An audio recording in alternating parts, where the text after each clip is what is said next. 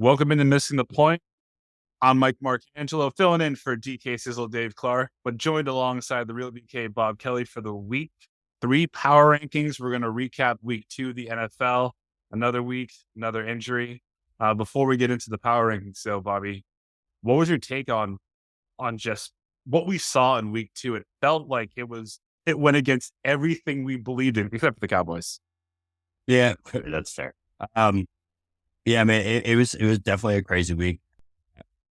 I think the biggest storyline, I mean, I guess it's not like a happy storyline. You already kind of mentioned it. Is the biggest storyline of this week Nick Chubb? It might be, right? I mean, The way in which Nick Chubb's leg bent.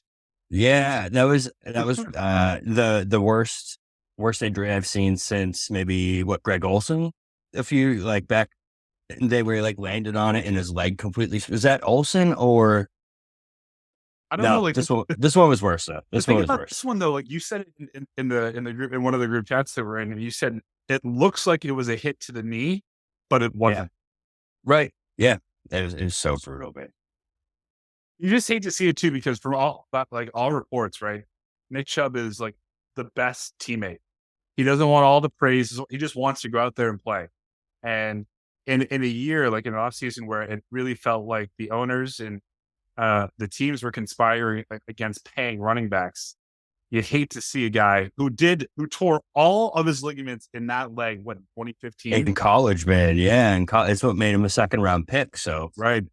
it's so brutal. I think it's going to be tough for this dude to come back and be a semblance of what he was at this point. I mean, bro, that leg was literally like, I've never seen anything like it in my entire life. Yeah, it was so brutal, and they didn't show a replay on TV. And Right. this is the same network that like zoomed in on that Louisville's guy's bone popping out of his leg. Like Yeah. usually it's no holds barred, but they're like, no, we can't show this again because yeah, it was bad. It was bad. Especially just such a superstar too. It just puts kind of a sour note over the entire week, like especially because it came in on Monday night, and then there's all these conspiracies about the Monday Night Football curse and like all this different stuff about. It's crazy.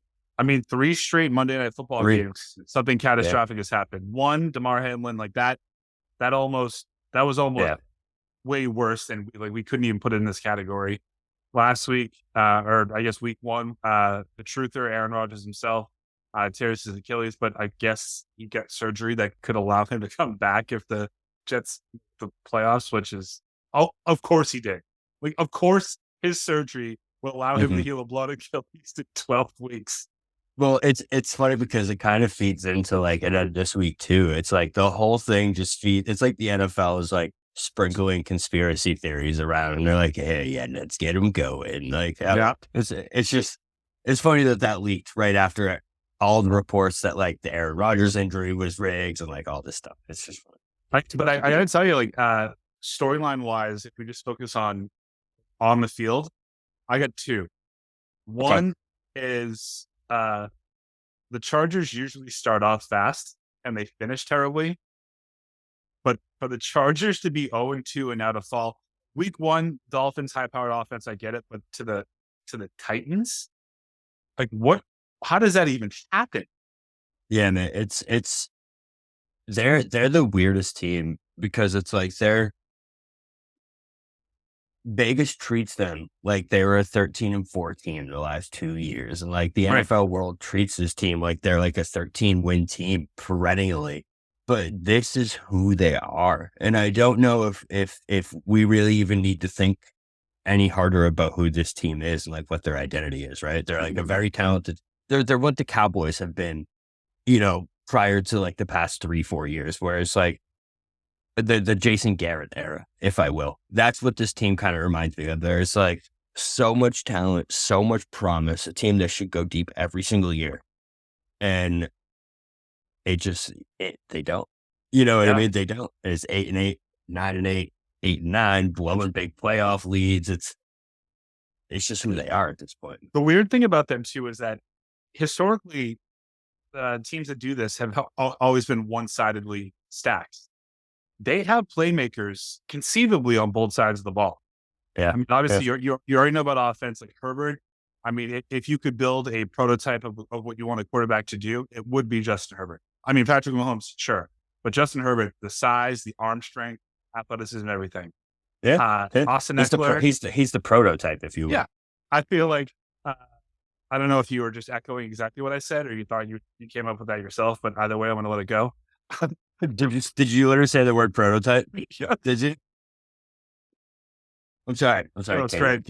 Katie texted me. So Yeah, I no, have to admit, I wasn't fucking listening to the first like 5 seconds. I actually watched you stop listening. We've already gone through our one game of the fantasy football season where you're like, oh my God, Austin Eckler is the greatest running back in the NFL. Hurt.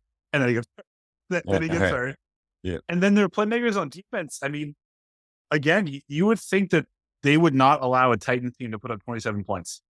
Not Ryan a high-powered. Ryan Tannehill was slicing them up, dude. But he had like an 81% completion percentage in this. Yep. It was Ryan Tannehill, a dude who looked like garbage against who did Titans play? Colt, right? They played Colts week 1? No, they played the Saints, right? Yeah, they played Saints week 1. You're right. Yeah. And he looked terrible. Yeah. But against this Chargers defense, man, I mean, would it surprise you if Staley is fired before week 5? If this keeps up, right? They're 1-4 or 2, even 2-3. I could see something happening if they have another bad loss along the way. I don't think 2-3 gets it, but I think it's 1-4, and then we're in the Kellen Moore era, and for the Chargers, which who knows? Who knows? He might be. I think he's one of those coordinators where you either love him or you fucking hate him. Nobody feels nothing about him. Do you know what I mean?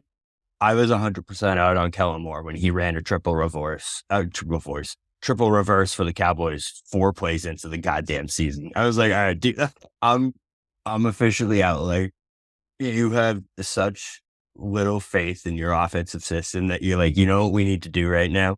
We need to run a triple reverse. We're going to trick them. Like, bro, you're 4 plays in. I was done. So I agree. Second storyline on the field, and I have a vested interest in this, is what's going on in Chicago and with the Bears. I have a vested interest in this because I was part of a team that picked them to be, I think, like 9-8 or 10-7. And right now, we were talking about this today. It doesn't look right. Justin Fields does not look right. His drop back doesn't look right. And I don't know. That's why I wanted to talk to you about it. Like, is it all him, or do you think it is the coaching around him as well? I think it's both. I do. His comments today were a little weird too. I don't know. Everyone out there probably saw it where he's blaming, saying he felt like a robot in the offense. I think he actually blamed the coach too. Yeah, 2 hours later, he walked that back. Yeah, he did. Okay. Oh, yeah. Mick, I wonder what happened.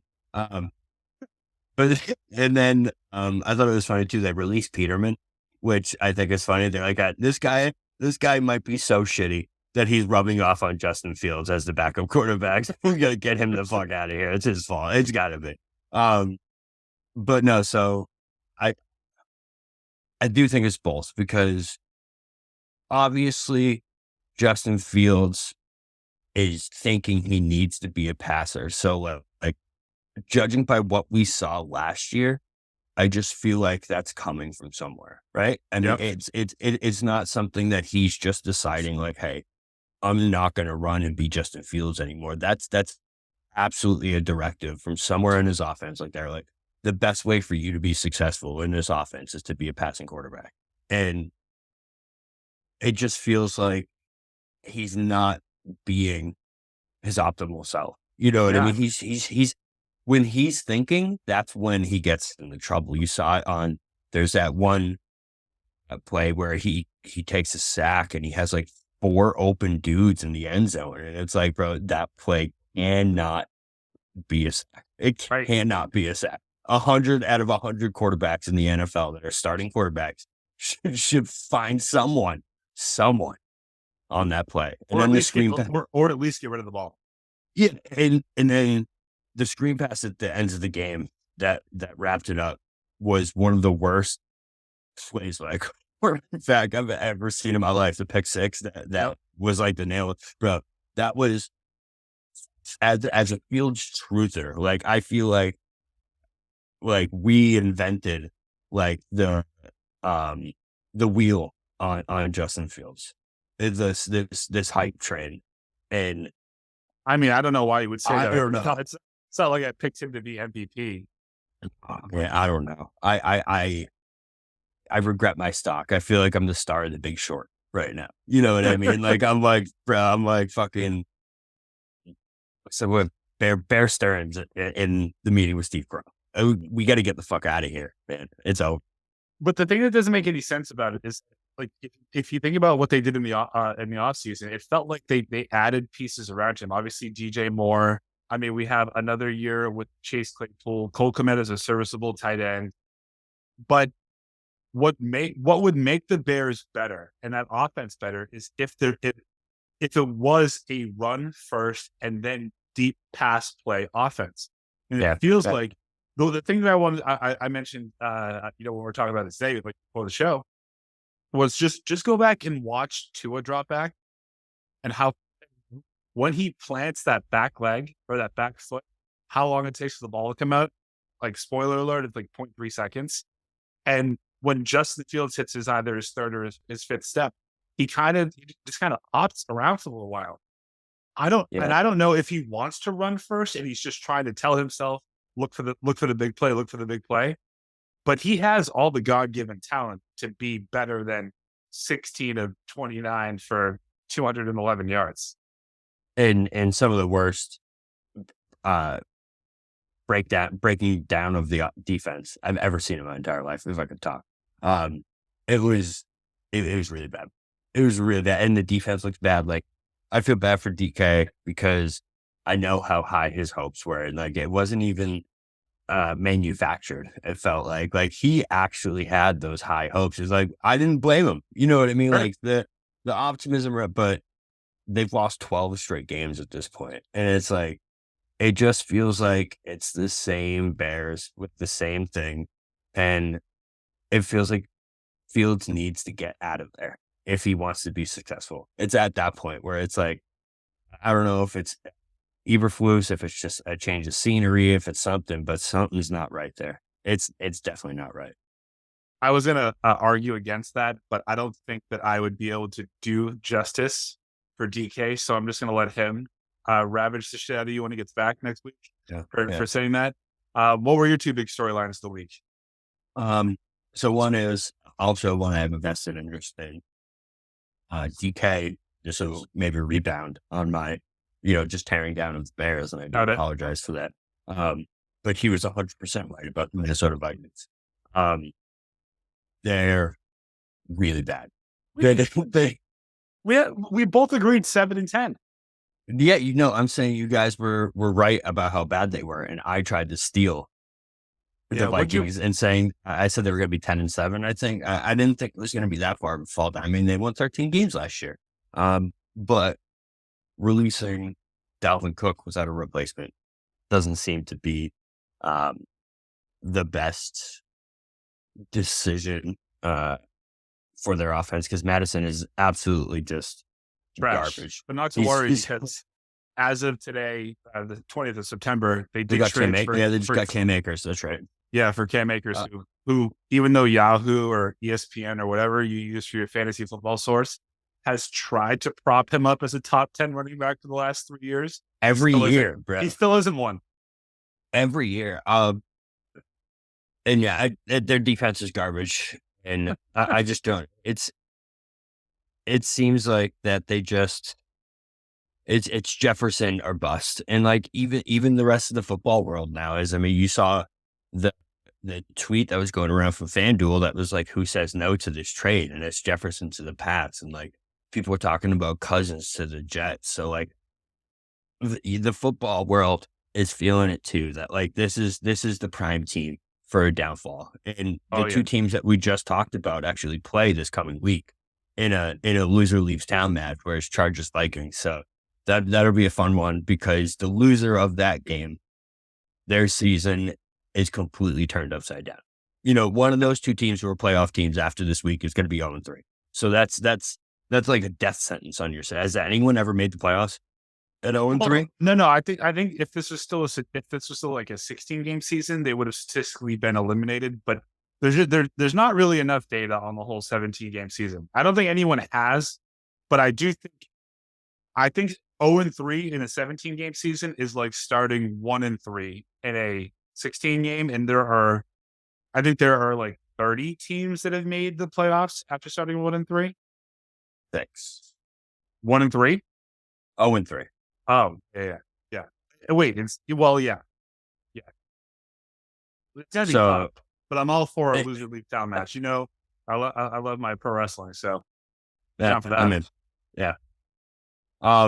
The other one, I was between two things, but we're going to talk about another team in a little bit. So, probably towards the end of the show. Yeah. So, I would say the Giants come back on the Cardinals. Seeing a team get outscored. So it literally looked like the Giants season was over, right? I mean, they were down 20-0 against the Cardinals after getting blown out 40-0 against the Cowboys. And 60-0 through 3 quarters of football, or 6 quarters of football. 6 quarters of football. 6 quarters of football. And then that comeback, man. It's like they rose from the goddamn dead. I don't know what happened. Or they played the Cardinals. But that's true. But I mean, obviously Saquon's out now, but they literally saved their season. I don't see a team led by Brian Daboll having that type of start, or having this kind of comeback and not being able to build off of it. You know what I mean? Like, the coaching staff there is so excellent that, like, I just feel like that has to be a launching point for them. If not, then like Daniel Jones obviously isn't the answer, but I just think that was a huge. Why do you have I just want to know, like, what is giving you, like, why do you have this raging Brian Daboll in your shorts for him after 1 year? Bro, what he did last year, that team is garbage talent-wise. They had nothing. He took, so you remember he took Josh Allen from a turnover-ready quarterback who did nothing to what he is today. And now all of a sudden he leaves and Josh Allen is another turnover-ridden quarterback. Then you have Daniel Jones, who's the same exact thing. Has athleticism, but turns the ball over too much, doesn't make the right decision. All of a sudden Daboll comes in. Daboll? I'm terrible with names. Brian Daboll. Daboll. It's like I do it on purpose. I actually thought that you did. There. Maybe I do subconsciously. You know what I mean? I dabble in it. Dabble in it. But yeah, I just, the progression of the quarterbacks, man, is the biggest thing for me. To be able to take Daniel Jones, a guy that was dead. He was dead in the water. Like, everyone wrote him up, and he got him a $68 million contract extension. You know what I mean? Like, come on, that's impressive. And refused to give Saquon the big money. And then week 2, he's ankle sprain. So he's gone for 3 weeks. I mean, you hate, again, it's this assault on the running back position, which, by the way, even since week 2 is brutal. The terrestrial airwaves, way back when, I've been preaching that says running backs are good to have, but if they are your best player, you're not going to win. So there. Before we get into the actual top 10, you did mention that you had some honorable mentions to get there, and I do have a couple of questions, but I want to give you the floor and give your honorable mentions for the top 10 spots. So for number 10, they didn't make it, but they were honorable mentions. Okay, I'm an asshole and don't have it pulled up. So hey, one second. All right, you gave the Bengals, Titans, Chargers, Commanders, Giants, and maybe the Lions. So the one I want to talk about is one, as we keep saying, I have vested interest in from the prediction show, man, and that's the Cincinnati Bengals. I know it's a lot like last year, a slow start, but it just feels different. I don't know, something feels off with that team, man, and I don't know if it's just Joe Burrow not looking anything like Joe Burrow. He might be hurt again. The defense doesn't look as good. It just, Lamar Jackson controlled that entire game this past weekend, and it's scary for me for a Joe Burrow bandwagon. That's what I'm looking for. Goddamn, Joe Burrow bandwagon extraordinaire. That I'm worried, man. I'm worried about the Cincinnati Bengals. I really am. I think what makes it worse is that they're 0-2 in their division already. Like Yeah. that's hard to do, to lose, to come back from 0-2 and have those both big divisional games. You can always chalk up the Cleveland Brown game like that. It was shitty weather, whatever. First week, another year of Browns have their number. yeah, of Joe not having a training camp. The Browns have whatever this weird thing with the Bengals, but this game was alarming in the sense that, like, you're right. He never looked like the guy that we've seen over the last 2 years that can just pull out of nowhere and win a game. We never saw it. I mean, is it because he doesn't have enough time? But it seems like they're not making those shots to Jamar Chase, and that's when, or T Higgins, and that's when the Bengals are the Bengals. You know what I mean? When they're firing over the top, hitting Higgins on his 60 yards out route, or hit Jamar Chase on a go down the sideline, and he just makes a ridiculous catch. Right. It just feels like those playmakers aren't making those plays this year, and it's just, Higgins it's a little worrisome for me. Higgins went like 8 for 89 and 2 touchdowns. So, like, if you just read his stat line, you'd be like, wow, the Bengals won by 30. And then they actually lost because Jamar Chase had really nothing in comparison. Yeah, but like even the 8 for 89, like it's not usually at least one of those two guys. If the Bengals are the Bengals, one of them is like 7 for 140 and a touchdown or two. You know what I mean? Like, because they have those big plays, the 20 yarders, 30 yarders, but then they also get like a 60 to 70 yard completion downfield because, those two guys are just electric, man. And it's the fact that that's not happening is very worrisome because it's not like, I mean, I guess Burrow's under a lot of duress, but it's not like it was in past years. You know what I mean? It feels like he's upright a little more this year. I don't know what's going on. It's worrisome for sure. It almost looks like he doesn't know what to do with the time that he has back there. Like, if he's not under duress, he panics. Yeah. There's a team on that list.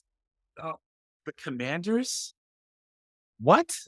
2-0, man. They're 2-0. It's like they at least were in. I Okay, looked but at you have them the and I was like, Commanders well, right next to the Chargers, dude. So what does that say either about the Commanders or the Chargers?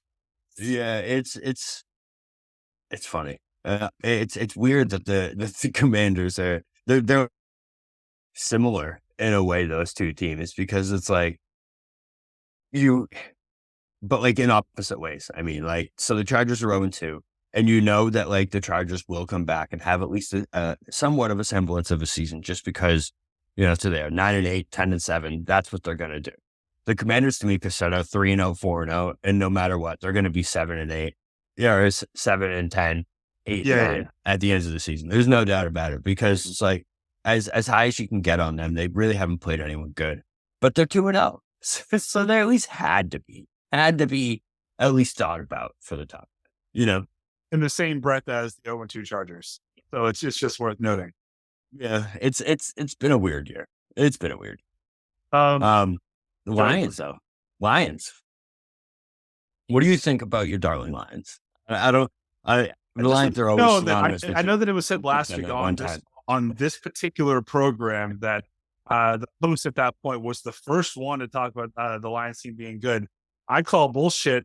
You can go back and listen to the 2020 NFL prediction show. I picked the Lions to win that division because Aaron Rodgers was in his demise. I was wrong, but at the time, listen, I think in this game, it just came down to it was too many bad coaching decisions, but in reality, pass that broke up Jared Goff's contention for the longest active streak without in the NFL. That pick six was awful. Yeah, it wasn't good. That was a terrible throw, and I mean that did it. You can't. the Lions have fight, man. They just everything about them is likable. Even Jared Goff, even Sunshine. Like he is you I'm rooting for him. I wish he would grow his hair out just because. I just want to see what it looks like. Just Yeah. not, if he has the locks or not. I never know. I bet he does. I bet he. But can I just ask a question before you go? When do the Lions intend on making Jahmyr Gibbs like an actual part of their offense? Well, so this week I think because Montgomery got hurt at the near the ends of that game, so I think this week. But yeah, no, I agree. He's obviously the better running back there. It's like a Tony Pollard, Zeke Elliott situation where Right. everyone's sitting there like, what the fuck are you guys doing? Or do you see who the fuck this guy is? The Lions are the coaching thing. I'm glad you pointed that out because it's not even like I mind Dan Campbell going for it when he does because like aggressive is aggressive. And I really like coaches that are just like, fuck you. I'm going for it. I don't give a fuck. Yeah. But to play for overtime at the ends of that game, to me, when you still have time on the clock, they had like 30, 40 seconds left and they let the clock run down and kick a field goal. And it's like, bro, you could take 2-3 shots at the end zone. You've been going for it literally the entire game. And now is when you get conservative when the game's on the line. Now is when you get conservative. It's just like, if you want to be the guy that goes for it, be the guy that goes for it. To ride or die on that. And that's usually what he does. But I think in this case, it cost him the game. I think that the moment got kind of big for him because it was a big day for like Detroit Lions football. It was like Barry Sanders statue day and like all this stuff. And I just think the moment got a little big for Dan Campbell. And like the game was on the line. Sold out stadium for the first time in a couple of years. With optimism and like a 2-0 start on the line. And I think he just was like, we can't fuck this up. I can't go for this and have it be an interception or like whatever. But like, bro, you didn't even get the ball back.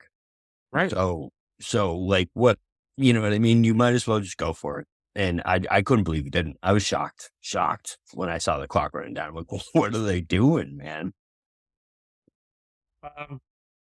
I mean, we're 30 minutes in. You think we should actually start talking about the power rankings? Yeah, I guess so. Yeah. So I was surprised by this, by the number 10, because I honestly thought that they probably could have been a little bit higher.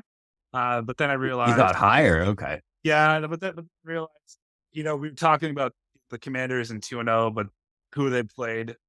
So number 10, who do you have? So yeah, 10 is the Bucks. And I'm just gonna loop them right into it. And for everyone out there, 9 is the Falcons. To me, these two teams are the most surprising two teams so far. I've actually been really impressed by the Bucks. Every single person on this podcast had them under 5 wins coming into the season. Right. Right? You did. DK also did. I definitely did. But I think we met at like 6-11.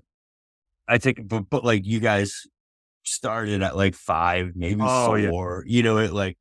And bro, they still have a lot of that team that won a Super Bowl. And if Baker Mayfield can be what he was this past 2 weeks, man, I don't see any reason why this team can't compete and make the playoffs in this NFC South. And any reason why they can't compete with really anyone in the league, honestly, because Baker's one of those quarterbacks that like when he's going, man, he's got to be so fun to play with. You know what I mean? Like when he's in the huddle with you, he's such a cocky, arrogant asshole, but like in such a like a bro way where you're like, bro, Yeah. I want to fucking run for walls in this guy. Yeah, exactly, man. And it's, I don't know. I like this Bucks team a lot. And the only thing that scares me though is Lovie Smith. He scares the shit out of me because I think he's a terrible football coach. But and the fact that next 3 weeks they go against the Eagles, the Saints, and the Lions. So there's a real probability that they're going to be 2-3 by very possible. Yeah. This might be the last time we talk about the Bucs all season. That's possible. Yeah, the reason why I was surprised, I thought they should be higher. Then I thought to myself, well, knowing how Bobby, kind of thinks about these, their week 1 win against the Vikings, in context now, doesn't look like it was really anything, right? Because we know we kind of knew before, like you mentioned, what the Vikings were going to be, and I think that they got the Vikings at the right time. They got the Bears at the right time. I mean, I don't mean to tear down Baker Mayfield, and obviously, like Mike Evans going 6 for 170 and a score like that is, but he just does that. He does that every year. Does. It doesn't matter if it's Magic, if it's TB12, if it's Jameis Winston. He's going to get his 1,000 yards always. He's also going to probably pull his hamstring at like week 6 or 7. You know what I mean? That's inevitable. Yep. Okay. So we have the Bucs at 10. You kind of mentioned, glossed over the fact that the Dirty Birds were at 9, but that is surprising. Yeah, it's a storyline. That's a storyline, man. The fact that the NFC South has these 3 2-0 teams. I left the Saints out. Aren't the Saints 2-0? Yeah, the Saints are 2-0. They're not in the top 10. They weren't even on my list yet, just because they don't seem to have an offense. Chargers ahead of another 2-0 team. Yeah, man. I just, with the Saints, I have trouble with them. I don't know. You know what? Actually, the more I think about it, I think I wrote them off too fast, because their defense, the Saints, is pretty solid. They've held 2 teams under 20 points so far. Granted, one of them was who did they play on Monday? Panthers. The Raiders. Yeah, they played the Raiders and the Panthers. No, that's not true. I lied. They didn't play the Raiders on Monday. They played the Panthers on Monday. Yeah, who did play week 1? Didn't we just say this? Was it the Raiders? It was the Raiders. It was? No. We can cut this part out. No, let's keep it. It was the Titans. Titans week 1. Yes. It was Titans week 1. But they still haven't scored over 20 points. So they scored 20 points week 2, and 16 week 1. And it's just like, they have too many weapons to me for them to be faltering like they are. They have Olave, they have Michael Thomas, they have Rashid Shaheed. They have some ballers on offense, and even Derek Carr's any kind of scrub. You know what I mean? So only one more week without Alvin Kamara. That's very true. And obviously he adds a whole new element to everything, where it's like receiving everything out of the backfield. So, I mean, they could definitely appear on this list soon. But because of the unexpectedness of this Saints and the Bucs, do you like that recovery? Because of the unexpectedness of the Falcons and the Bucs, that's why they ended up making the list ahead of them. Because when it comes to the Falcons, I love the way Arthur Smith is running this team, man. It's crazy to me that the Falcons, with a quarterback like Desmond Ridder, are 2-0, man. And it's kind of been an impressive 2-0. I mean, Bijan Robinson and Tyler Algier might be the best running back tandem in the NFL, right? I mean, at least top 5. Yeah, but Algier is really hurting his chance, Bijan's chance to be Rookie of the Year. Because he's not a workhorse. He's just putting the carries. Which again goes against he's unbelievable though, my pick. But he's so good in space. And if you just can't tackle the son of a bitch. If you try to, he'll power through you. That one move where he broke that dude's ankles was just so fucking ridiculous, man. I think it's possible that Robinson might be the most electric back in the NFL already, right? I mean, he's in my top 3 of dudes that, like, when red zone flashes to the Falcons, I'm like, oh shit, let's go. Bijan's on right now. He reminds me a lot of like early Zeke. Like because when Zeke was in the open in his early in his career, He could make people miss. He could catch. He could run through people. Now let's hope that this guy doesn't, teeter off 6 years And into get it. fat. I don't think. Yeah, he doesn't have the fat gene though. You could always tell Zeke had the fat gene in him. He had the Yeah. cheeks and you could always tell it was there. Yeah. Hey, Oh, if that does happen, Bijan, we'll see you here up in about 7 years. Can't wait for it. All right, so we have the Bucks at 10, the Dirty Birds, the Atlanta Falcons at 9, and number 8. I feel like you wanted to put them higher than where you put them because you love Trevor. Yeah, you couldn't though. I It's so to me the Jags have a Chiefs problem. I don't look too much into this week. I didn't want to drop them too much because of their loss to the Chiefs, because I just think that the Chiefs are in this team's head. I heard a stat earlier today that was like the Jags are in their last 11 or 12 games, they're 10-1 against the rest of the NFL and 0-3 against the Chiefs. So it's like, listen, this team is really good. They just can't beat the fucking Chiefs, no matter how hard they fucking try. That game kind of sucked, by the way, which was really disappointing. It was bad. Yeah, it was a really shitty game. But yeah, I just, I like the Jags. I don't look too much into this loss. I couldn't put them higher just because of who's ahead of them on this list and how good some of these teams have looked. But they're definitely still in that upper echelon, in the like fringe contenders. You know what I mean? They're not in that top tier, but they're there. They're there. They're lingering for sure. I remember last week, DK went on for, he wanted to make sure that he got as much of an answer out of you as possible. He's talking to you about Jaguars or week 1, all the expectations. And he's like, well, Bobby, so tell me why you have them here. And he's going, Calvin Ridley. And he disappeared this week. He did disappear, man. Gone. He did. Yeah. I don't know Gone. I couldn't they can't afford him. They cannot afford for him to be a boomer bust. He needs to level off. And if his leveling off is 7 for 90 and a touchdown every week, like that's awesome. Whatever. Right. But Christian Kirk had a great week. I mean, he had like 10 or 11 grabs for 110 yards, but no scores. Ridley is the answer. He will elevate the rest of the receiving core. And it just felt like he disappeared. I wanted this to be a shootout. I wanted to see Trevor Lawrence come back, down 10, make this like 30, 38, 35, whatever. And we get 17-9. Come on. Do you think so? Is it possible that the Chiefs just have we'll obviously get to them, but do they just have the top tier defense? Is that is this a different era of the Chiefs that we're looking at where it's not?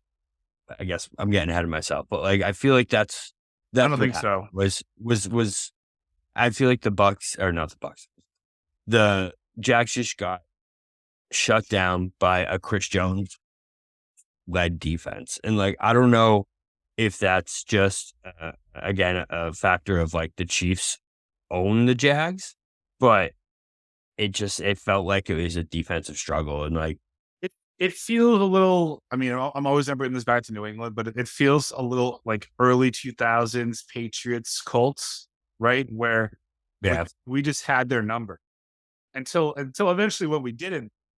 If I were to tell you that Travis Kelce and Chris Jones are coming back for the game, and by the way, the Chiefs are playing the Jaguars, I bet you would not pick the final score to be 17-9. No, definitely not. So it was a weird game. It was a weird game. That's why I don't want to look too much into it. Yeah, I feel like the Jags, they held their own. But here's number 7 is my favorite team to talk about. It's like the biggest Jekyll and Hyde. So go ahead. Number 7 of the week 3 power rankings. So yeah, it's the Buffalo Bills, man. I know that I'm probably going to get some hate for this. It seemed they came back out of their graveyard after week 1 loss to the Jets. But that Jekyll and Hyde thing, man, the teams that are ahead of them, I know what the Bills have been the last few years. I know that they are a top tier team. They probably belong in the top 4. You know what I mean? They're definitely a part of that tier, talent wise and projection wise for the season. Like I definitely expect them to be back at the top of this list. But right now, with the way that the teams that are playing ahead of them, I can't feasibly take this team that I saw lose to the Jets in week 1 and put them ahead of the rest of the teams on this Without list. I Aaron just can't Rodgers. do it. Yeah, without Aaron Rodgers. Exactly. And it's like, you cannot lose that game if you are a top tier team in the NFL. You just can't. So I couldn't put them higher. I know what the projection is for this team. Listen, I get it. But right now, they're not a top 6 team in the NFL. Definitely not. Yeah, no, I agree. Listen, I think when you say, like, I know what the projection is for this team, I think what you mean to say is I know what the expectations are around the country Right. for Right. this team. But based off of the first 2 weeks, like, if you just blend it together, it doesn't I'm not convinced that they want to do what we think they can do. I don't like, it feels like, Josh Allen's in, like, his Brett Favre minus the Percocet phase where he's just gonna just sling the ball all over the place, and he's going to alienate his top target, Stephon Diggs. That's gonna kind of percolate over. And the last 4 years, I'll say 4 years. The last 4 years, we've always been, uh, tricked into thinking that the rushing attack for the Bills will not actually be all of Josh Allen. Like, they're gonna have a running back that will take some of the load off. This week it was what, Jared Cook, 17 carries, 123 yards. Yeah. I bet next week he has under 45. Like, that's just what happens. It does seem to be the Bills' MO. However, on that same point, if they can have a running back that can actually do this and take that load off of Josh Allen, if James Cook can be a Dalvin Cook that we saw in the past, then yeah, it's the sky's the limit for this team because that's what they've been missing. And Devin Singletary was awesome, but he wasn't an electric playmaker. He wasn't ever going to go for 17 for 140, 150. I think Cook does have that ability, but I do agree that the Bills' history tells you that this next week he's not going to get more than 7 carries. You know what I mean? Like Right. that's what the Bills do, and you're right. They're Jekyll. So that's why they couldn't go any higher. How much of it how much of it, before we go on to the next one, how much of it is their, like, a running back not wanting to take the reins from Josh Allen as much as Josh Allen not wanting to give the reins up to the running back? I bet it's a little bit of both. Having some mic issues. There we go. I bet it's a little bit of both. The efficiency of Josh Allen in the red zone definitely has something to do with it. You know what I mean? Like, I bet you he gets a couple. He definitely has freedom at this point within that offense to be able to be like, this is my fucking play. And that's what happens. So I definitely think that has something to do with it. So maybe, having confidence in Coke will change that because, I definitely think he showed more willingness to give him the ball and not keep it on those RPOs this week. But I don't know. He reminds me a lot of, trying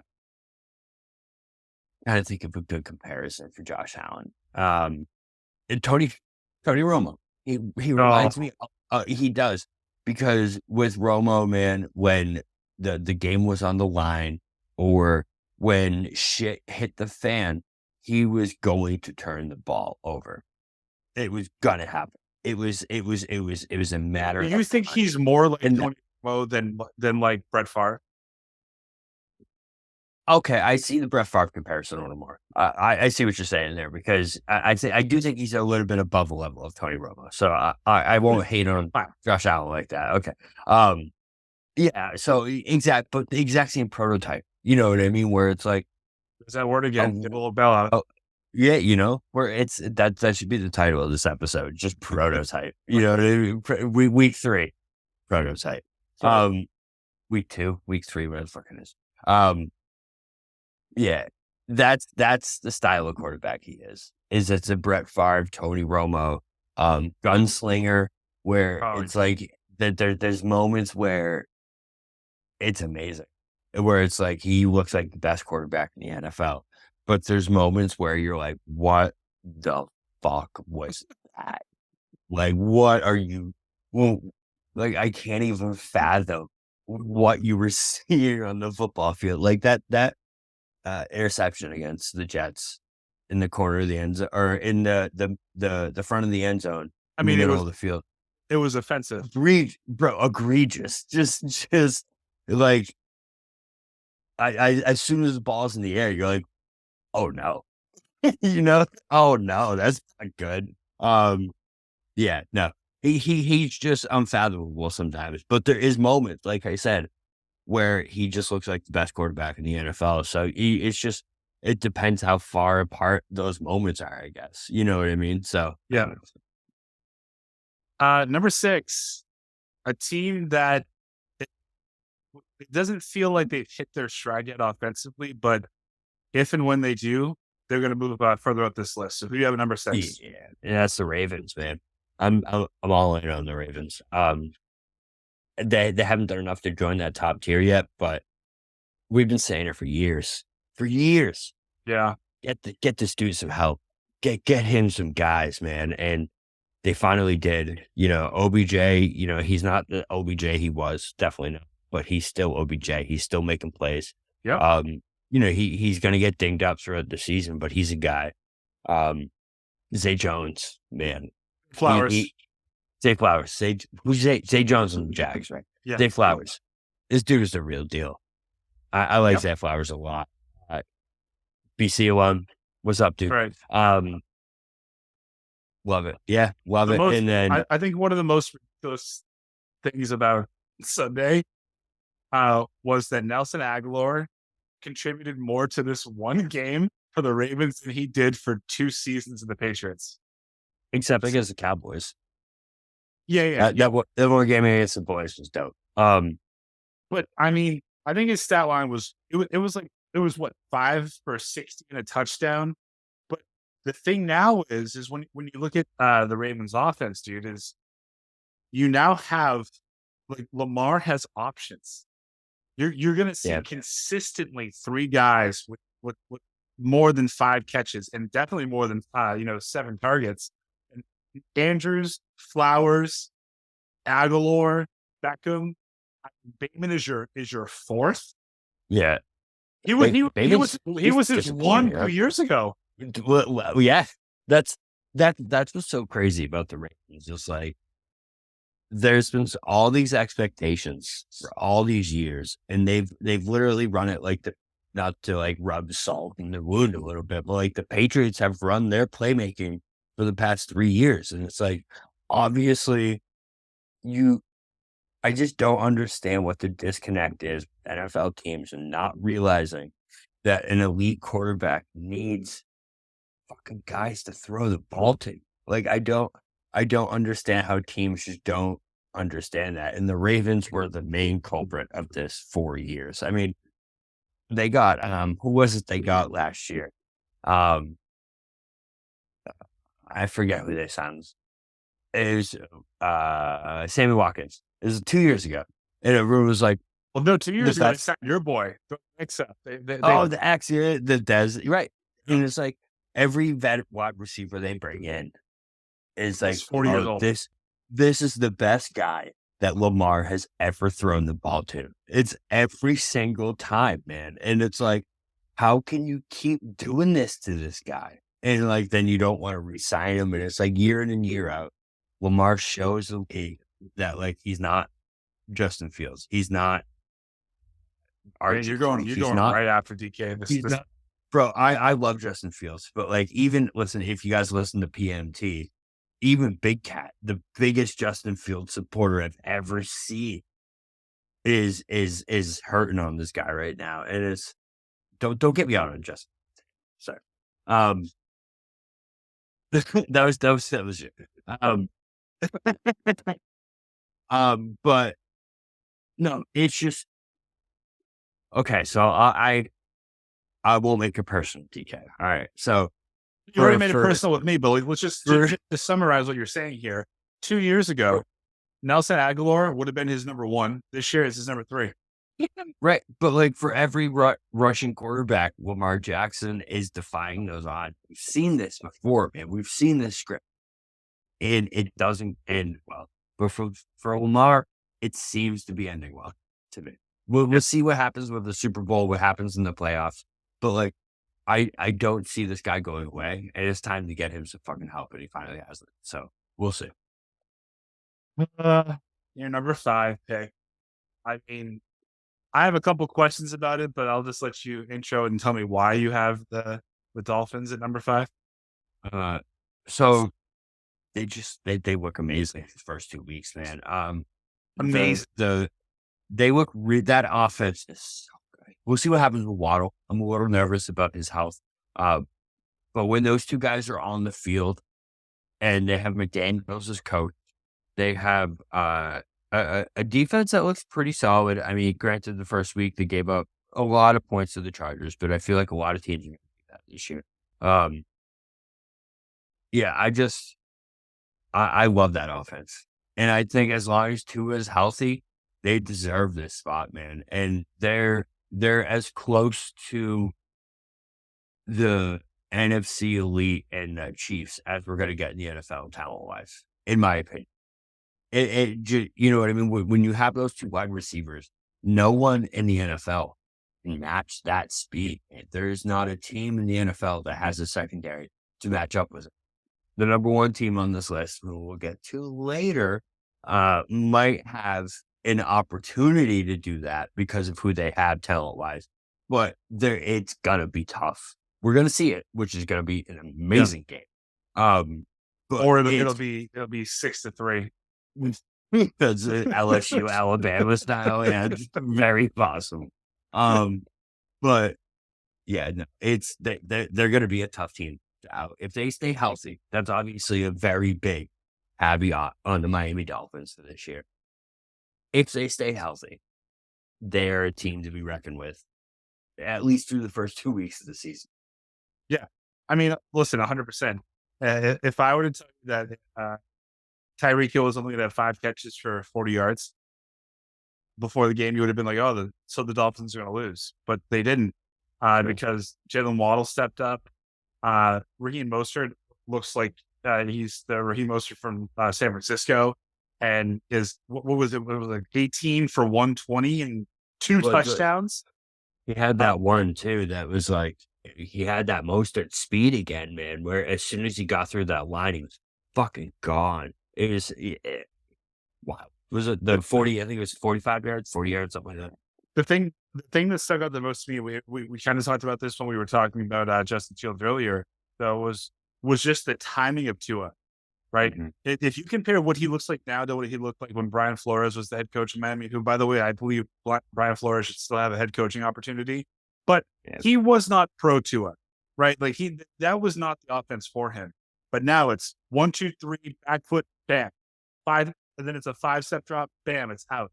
He gets a lot of shit for only making like his first read. Well, listen, if they're fucking open, you just throw. I mean, you just throw the ball. Okay? A couple of his throws against my New England Patriots, he threw them open. Dimes. Yeah, they weren't open when he threw it, and he threw them open. So I think obviously you want to make sure that he stays healthy, but from all the precautions that they take him with his helmet, with his WWE classes or Taekwondo classes that he's been going to in the offseason to learn how to fall, it doesn't matter. If you have Tyreek Hill, that was a Rock reference, you're right. If he has Tyreek Hill and Jalen Waddle and they're open, he releases the ball within 2.5 seconds. He's not going to get hit that much. He's not. And by the way, that defense is only going to get better as the year goes on. I mean, I said it on the show with Ray that we released this week. Check that, in the show notes. But the Patriots made Andrew Van Ginkel look like a DeMarcus Ware. So that team they're good. And I think they're better than 5. I think they are. I don't know. The top 4, I think, are a set from the rest of the league. I think this top 4 tier that we're going to get to in a second is a separate tier altogether from the rest of the NFL. I would just argue I think they're better than the 3rd team on your list. You think so? And having seen my team lose them already, I can tell you that, I do. That's true. You did see them both. So, okay. That's fair. That's fair. And judging by what the weakness is, we're not to spoil it yet. We won't. But judging by what the weakness is on that third team and how bad that weakness actually is, I understand what you're saying. I do. But I can't put them there yet. Not quite yet. Give me a couple more weeks and they might get there. However, Mike McDaniels is my favorite part about the NFL right now. I just want to make that so clear that he is my fucking guy. Like, I feel like if we hung out with him in college, he would have been one of our best fucking friends, man. I'll say that every single week. Yep. My favorite part about this week in the NFL actually was the halftime. You know, they always do the following the coach, you know, with the camera into the NFL. Mike McDaniel sees it and he just starts fucking dead sprint, bro. Just as fast as he can run away from that camera. You can see the cameraman trying to catch up and he's just like, bro, it's fucking hilarious. If you haven't seen it, go see it. Yeah, they're not part of this top tier yet. Should I just jump right into that? Yeah, go ahead. All right. So number 4. This might surprise a lot of people, and you know, it's kind of been a running storyline on this. I promised I wouldn't do this at the beginning of the season. I promised I wouldn't downgrade this team based off some of early losses. I was like, no, I'm not being stupid this year. No, I'm sticking with this team. But based off of the early play I've seen, number 4 is the Kansas City Chiefs. Bobby, like, you just, I do it to myself. I do it to myself. I know. Well, I think you're working yourself into this shoot. Like, you talk yourself up all off season. You know what? I promise you guys. I'm smarter. I've learned by lesson. No matter what, I am not dropping the Kansas City Chiefs below like number 2 because they have Patrick Mahomes. Week 2. Yeah, they're number 4. I mean, man. By the way, they were higher after losing than they are after winning. Yeah, I know. Listen, I'm not thrilled about what I'm seeing on the offensive side, man. I know Mahomes is going to figure it out. I get it. I know he is. He's Patrick Mahomes. You know what I mean? He's the best quarterback, best talented quarterback we've ever seen. You know, talent-wise. We're not starting that conversation again. I know, I'm not going to get I'm not going to shape up a little bit here, but I will just say, put your Brady boner away for Can I just say, well, let me just ask you a question, because I think that this should help elevate them moving forward. This list is now, it's out there, so we can't change it. Well, I could.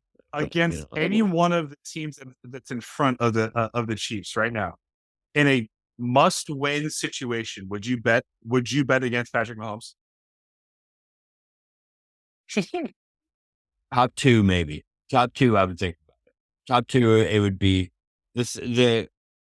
okay, so, you know, number 3 is the Super Bowl runner-ups last year that they beat the Philadelphia Eagles. Yeah. I think I would pick them over the Eagles, but just based off of Eagles putting up 34 points on a Thursday night and looking a little bit like the Eagles of old, having Swift in that running game and to pick itself back up is what put me back on the Eagles, because that's what the Eagles are good at. Eagles have that running game again. I think they're tough to beat.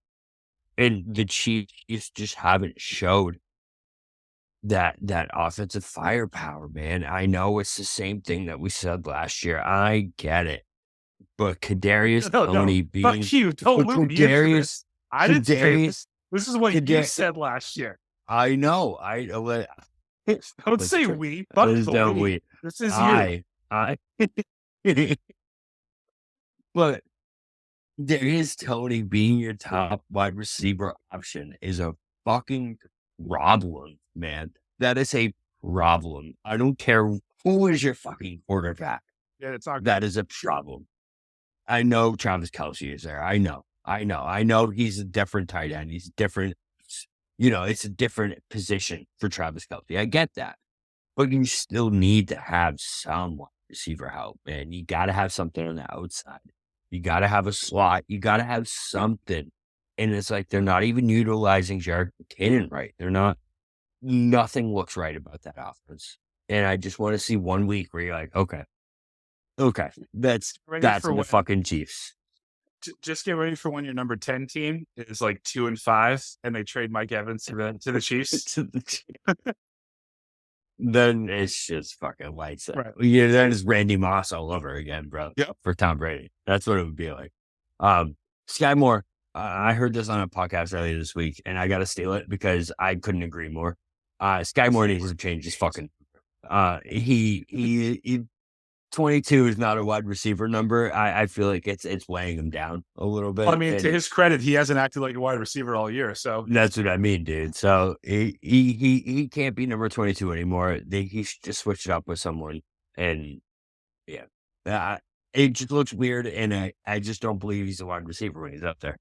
All right. So gun to your head, we already said you think that the Chiefs might have a shot to beat the Eagles, who are your number 3 in the power rankings in a must-win situation. But that's good. And now the next team was the team that they actually beat in the Super Bowl 3 years ago, and in a must-win situation. That's weird, isn't it? No, it's fine. It's just the NFL is just repeating itself over and over again. But wait. So before we get on to that, I have to ask you something. So you said so far the Pats, who, no surprise to anyone here, is my favorite team, have played the Dolphins and the Eagles so far this year. And you said you think the Dolphins are better based off of what you saw in that game. What makes you think that? Because I'm very intrigued by that. I'm very high on the Dolphins, and I would love, me, I would love to put them ahead of the Eagles. That would be like my favorite fucking thing ever, to drop the Eagles down this list, because I'm sick of them being at the top. I fucking hate the Eagles. So I just felt like week 1 against the Eagles, we went down 16-0, and that was primarily because of the mistakes that we made on offense, and really highlight what they did well on defense. Right, there was more self-sustained wounds. I thought that the game, and this is what I said. I talked about it very earlier this week. I think the Patriots are more like the team that you've seen them be in the first half of both games, and then the other team lets up.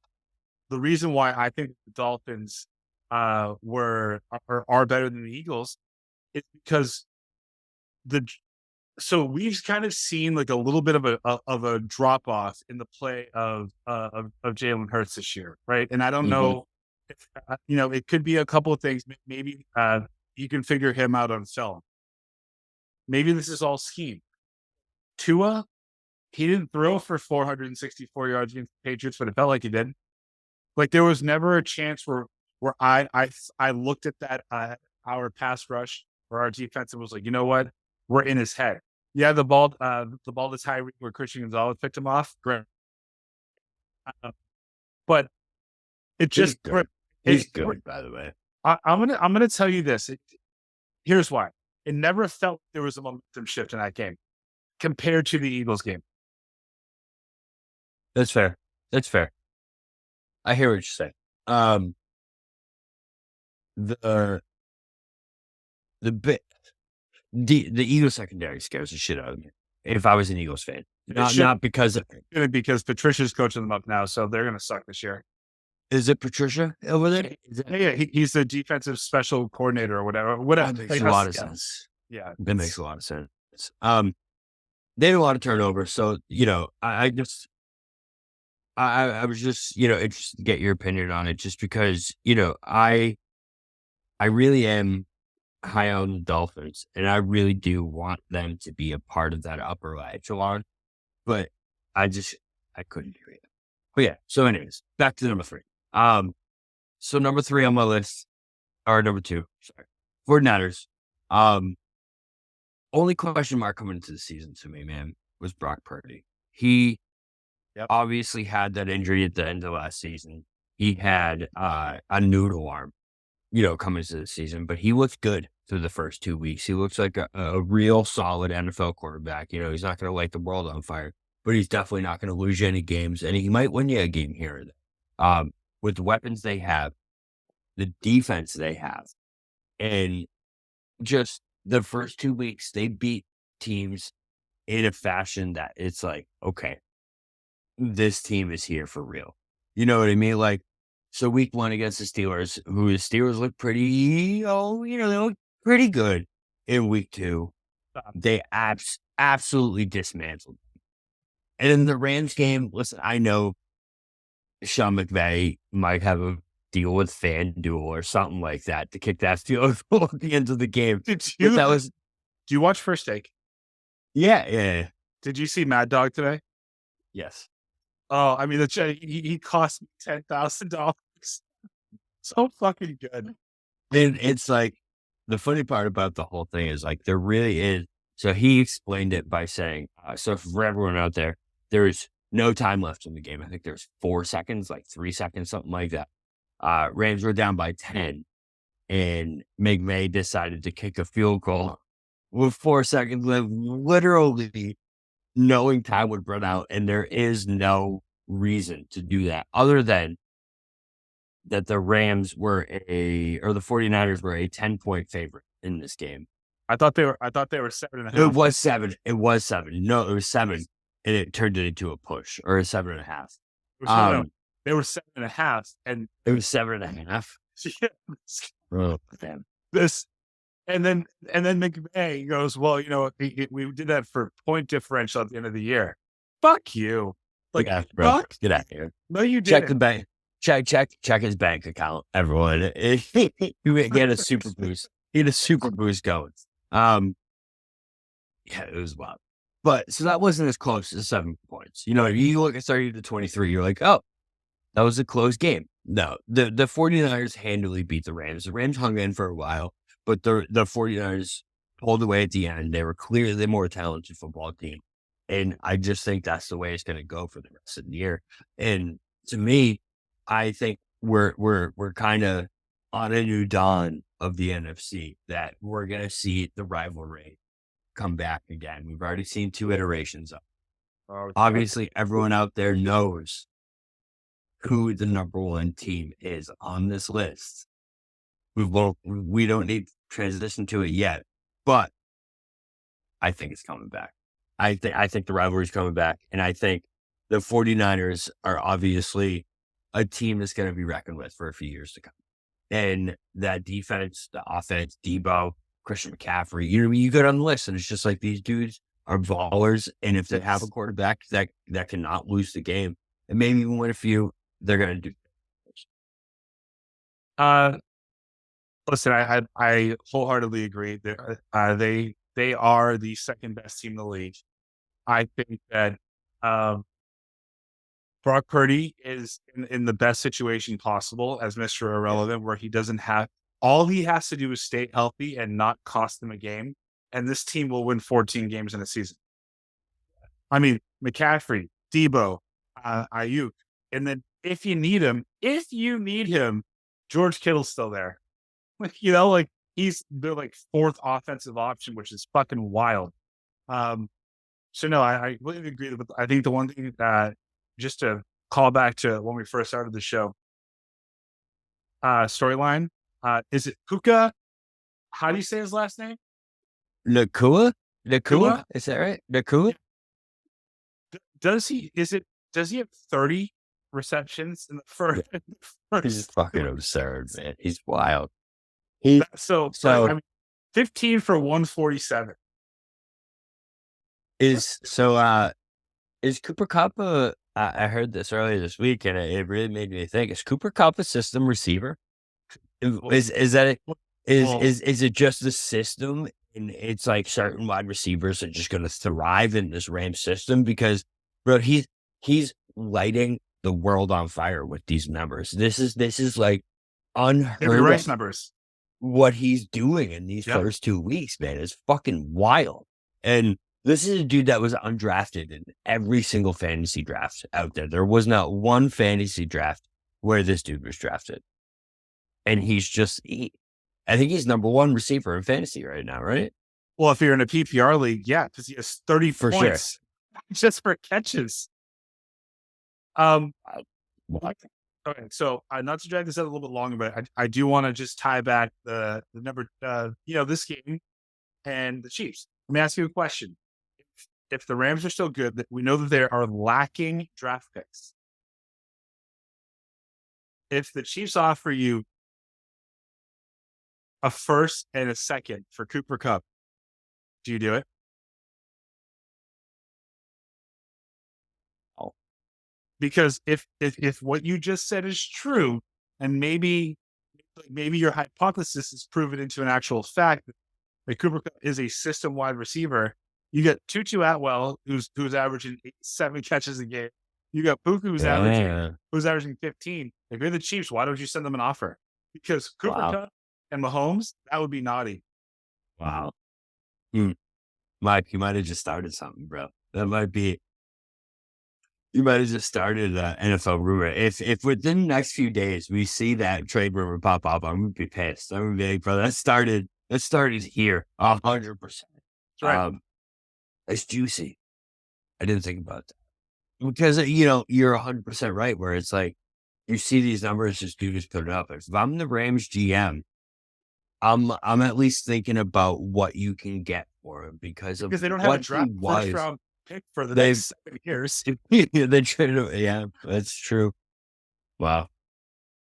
Just saying. Wow. Heard it here first. You just dropped a Brad Stevens moment. Remember when you called for Brad Stevens being fired 3 years ago?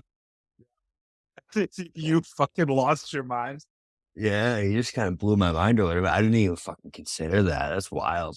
That's a legitimate trade rumor I would look out for. And it transforms 2 teams. Yeah. Mike, you're a smart guy, man. That's something. Lock me in the shed. That's something. Number 1 team for the second week in a row. It's 2. It's them boys. It's the Dallas Cowboys. I'm not gonna lie though. I'm scared out of my fucking mind.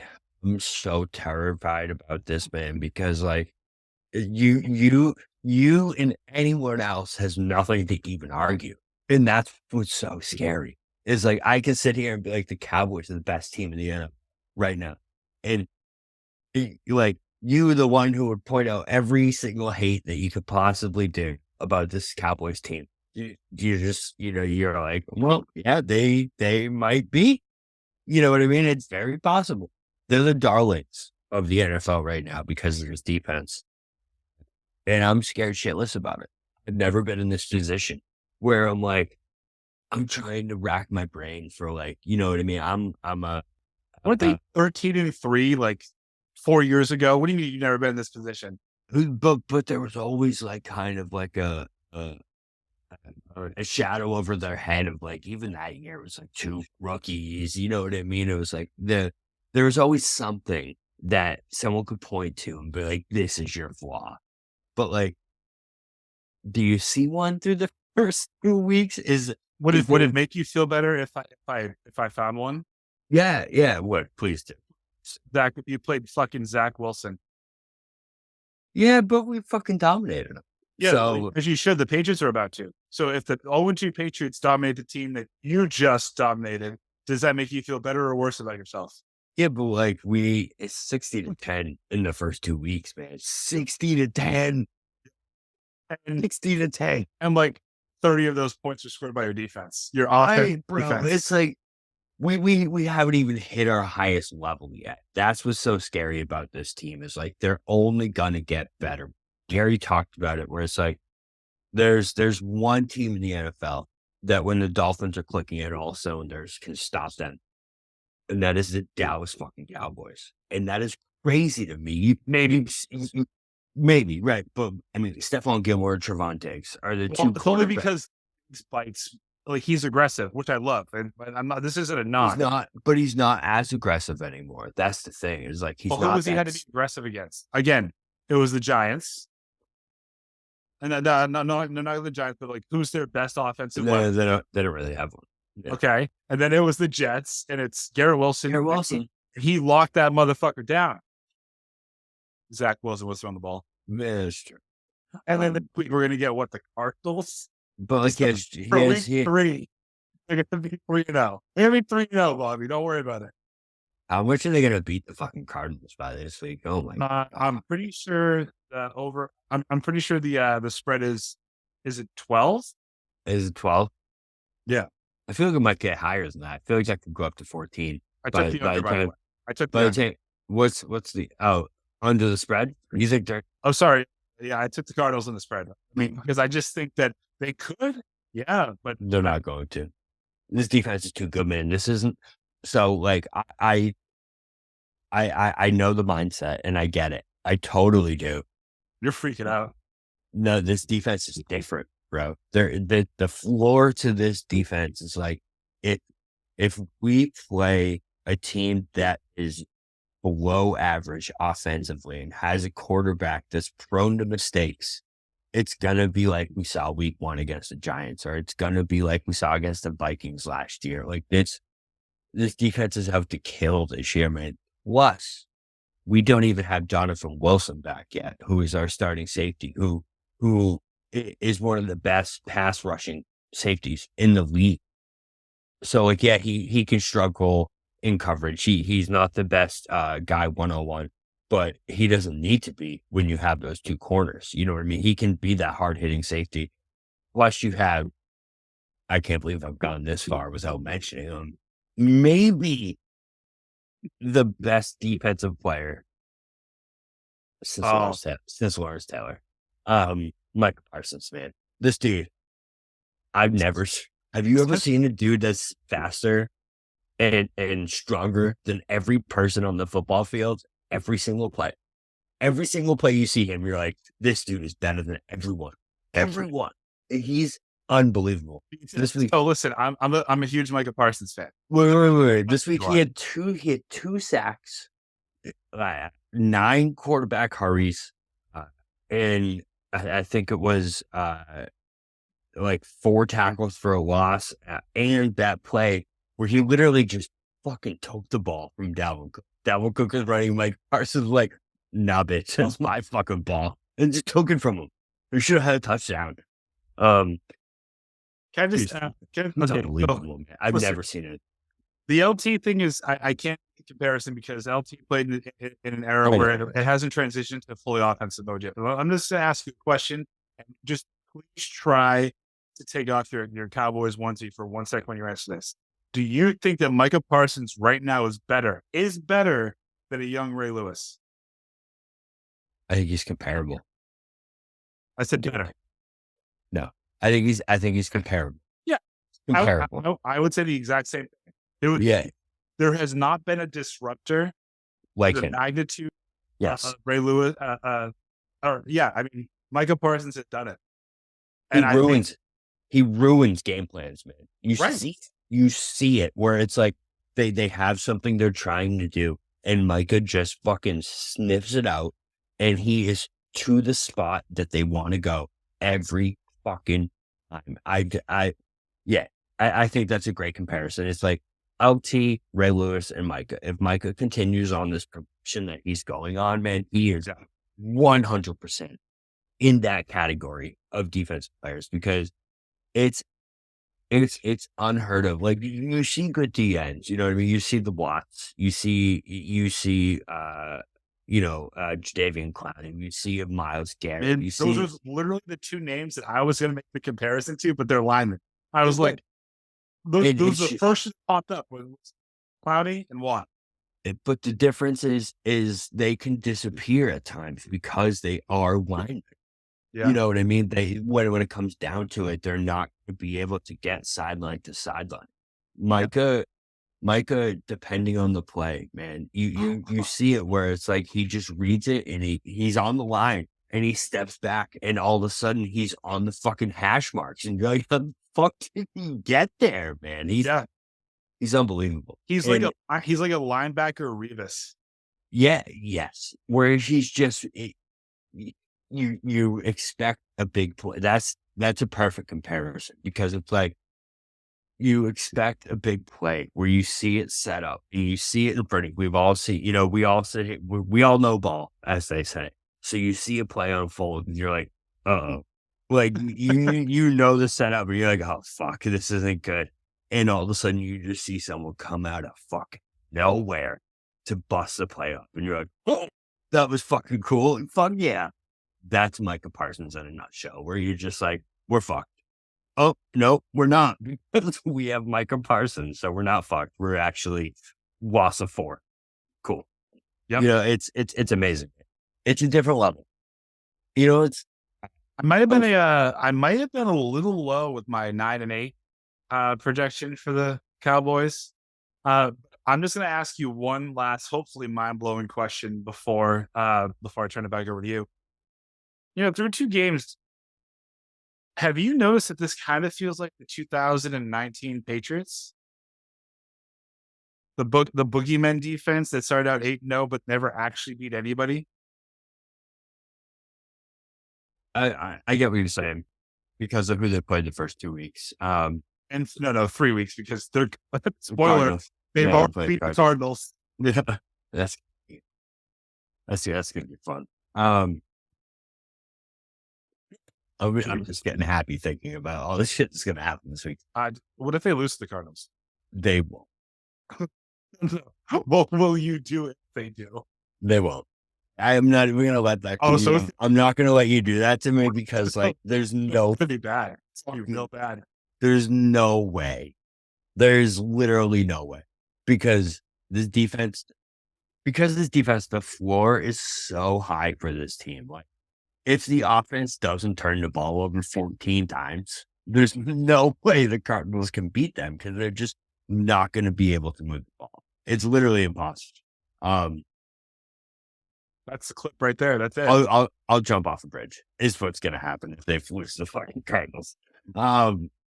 But yeah, man, it's special. I haven't felt. I was texting my buddy earlier, who's also a diehard Cowboys fan. And you know, we've been friends since we were like 10, 11 years old. So like, there's more of you. There is more of us. I know, who grew up in Massachusetts. See, he lived right down. It was fucking crazy. But we've been through some shit when it comes to the Cowboys. We've seen some fucking teams, and we've seen some heartbreaks. We've seen a lot of shit when it comes to the Cowboys. But we both agreed that this is the best defense we've ever seen on a Cowboys roster since we started watching this team. Yeah, and it's 100%. like the floor is the highest that I can imagine for any Cowboys team, where it's like, if they don't, if they can't get past any team except maybe the 49ers, it's the only team I'll accept defeat to in the NFC. It would be such a massive disappointment because of who this team actually can be and who they are. You know what I mean? Like, the only way I can see this season going south is if Dak really turns into that turnover-ridden quarterback, and the offense loses its way and doesn't keep running the ball, and they don't play towards that defensive strategy. Yeah, But I don't think McCarthy's gonna let that happen though. I don't think that's gonna. Yeah, I don't think that's gonna happen, man. And that's another thing. So that's a good point. So, McCarthy's really impressing you. I hate to say it. I fucking hated him last year, but like, the penalties are down. The Cowboys' mistakes are down. Those moments where you're like, oh, here we go. That's not happening. And it's just like, it feels like McCarthy just was like, fuck this, you know, not being held accountable. Fuck all this shit. I am taking over this team. This is my team. And that's what we're seeing, because I mean, that's what, if you remember, that's what the Packers teams were back in the day, man. They made no fucking penalties. They had a really good defense. It was like Woodson, and Rodgers was really good, but he wasn't the amazing Aaron Rodgers that we knew and that we came to know over the years. Like, that 2007 Packers team, man, wasn't this electric, crazy Packers team. Remember, they were that was still Brett Favre. The one that lost to the Steelers, or that beat the Steelers, the one that beat the Steelers. 2011. 2010. Yeah, 2000. Yeah, whatever year that was.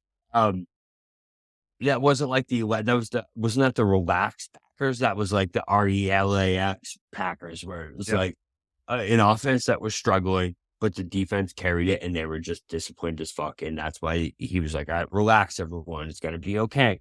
And they ended up winning the Super Bowl. And that's the type of team McCarthy is trying to build, where it's like, it's not about trying to be the most electric.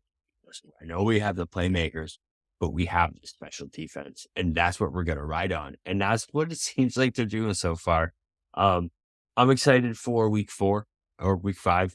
We play the 49ers. That's obviously like the biggest test. What? Week 4, bro. Patriots. Yeah, it's Patriots. Week 5 is the 49ers. The Patriots game's getting weird, though. I just have a feeling that's going to be a weird fucking game. It always is. Bill can scheme. And it always is, man. It always is. Well, I mean, hopefully, Bobby, you're 3-0 going into the Patriots game. I really hope you are. Sounds like if you're not, then you're going to be jumping off a bridge, which we do not condone, endorse, or support. All right, but I think that does it for the power ranking show, right? Yeah, 2 weeks in a row. I'm gonna mention it every week so that I can keep the Cowboys at week 1 at the top position. 2 weeks in a row, guys. Let's make it 3. Come on. Yeah, with that win over the Cardinals, good for you.